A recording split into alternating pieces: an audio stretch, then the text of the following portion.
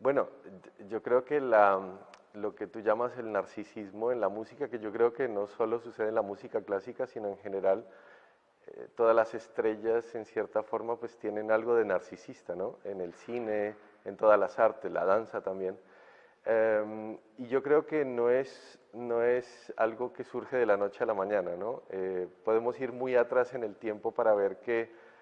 la figura de la estrella que se sube a un escenario es tan antigua como, qué sé yo, como la antigüedad del teatro en la antigua Grecia. Lo que pasa es que sí que es cierto que en la antigüedad no se situaba tanto el punto en la imagen del individuo, sino, y esto a rasgos generales, generalizando mucho, sino en el mensaje que este individuo estaba capacitado para transmitir. De hecho, hasta hace relativamente poco, y estoy hablando, si leemos, por ejemplo, los escritos de un director como Furtwängler de los años 50, es decir, hasta hace relativamente poco, 70 y algo años, había todavía en la música clásica la mentalidad de que el artista tiene que ser un mediador entre esa gran idea que llamamos la música, o sea, esa inspiración que movió, por ejemplo, a Beethoven a componer sus sinfonías, y pasando incluso por encima de su propia personalidad, de sus gustos y, por supuesto, de su propia imagen como individuo, que sea capaz de transmitir y trascender ese mensaje, o sea, trascender su personalidad para poder transmitir ese mensaje de la manera, digamos, más despersonalizada posible. Sin embargo, la evolución de nuestra sociedad moderna se ha encaminado totalmente en la dirección opuesta. Es decir, hemos encumbrado cada vez más las personas en tanto individuos que tienen una historia personal y cuyo rasgo personal es justamente lo que nos atrae como artista, qué sé yo, por su biografía, por lo que ha hecho como persona, por de dónde ha salido. Y es él el que se erige como ícono y que luego es cierto que en el escenario ese halo pesa mucho para para nuestro público moderno. Pero lo que sí es cierto es que si lo comparamos, vuelvo y repito, con la mentalidad de un tiempo no muy lejano, es cierto que muchos de los que hoy consideramos íconos, pero no solo en la música clásica, sino en general, en mucho tipo de arte representativo, pues serían bastante cuestionados en otra época, porque digamos que los valores también en ese sentido han cambiado, ¿no? Aunque el ser humano siempre busca en el fondo una cierta profundidad del mensaje que el artista le transmite, no podemos negar que la sociedad moderna del espectáculo ha hecho también en cierta manera que la forma como se presenta el artista pese mucho.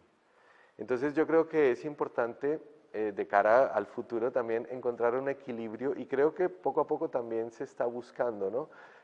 Un equilibrio entre lo que es el artista,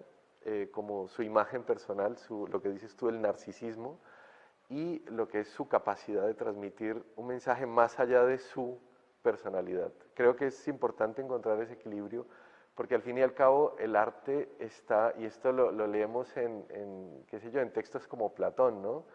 Que nos dice, hay una conexión muy íntima entre la fuente principal del arte, que está, él lo llamaba, está más allá del ser humano, del poeta más genial, hay una inspiración trascendente, hay una fuerza que es lo que hace que el mundo esté lleno de obras de arte que nos quitan el aliento, pero eso es algo trascendente. Y el humano, el ser humano, puede participar de esa energía creativa en la medida, esto siempre según Platón, en la medida en que es capaz de, en cierta forma, anular su propia personalidad. Es interesante el pensamiento, porque no es bloquearte, sino es anular todo aquello que constituye mi ego, mi orgullo, mi vanidad, para que ese mensaje que es algo tan divino, tan maravilloso,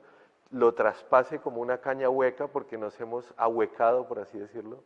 y llegue de la forma más pura al último eslabón de esa cadena que él llama, que es el oyente, ¿no? El espectador, aquel que de manera también abierta está esperando que a través de esa caña hueca que constituye el artista llegue ese potencial, ese caudal. Él le llama el magnetismo de la piedra heráclea, de la piedra de los dioses.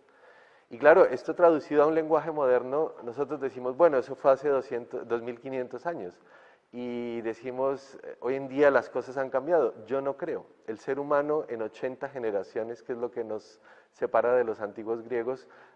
en su esencia, en su constitución emocional, mental, no ha cambiado mucho. Y aunque creamos que nos gusta fulanito o sutanito por cómo se viste, por cómo actúa, por su historia, en realidad lo que vamos a buscar a un concierto es que nos sacudan, es que se muevan las bases de nuestra existencia y como dice un sociólogo alemán, que realmente haya una transformación de nuestro ser. O sea, uno va a un concierto, va a un museo, asiste a una ópera o lee un libro en la esperanza de que esa confrontación con una obra de arte inspirada te sacuda de tal manera tus propias bases existenciales que te transforme como ser humano, por supuesto, en positivo. Entonces, para que eso se dé, yo creo que es importante uno como artista poner a un lado justamente aquello que la sociedad moderna te exige que construyas. Es una paradoja. La paradoja del artista con mayúsculas es lograr situar eso a un lado cuando estás haciendo arte.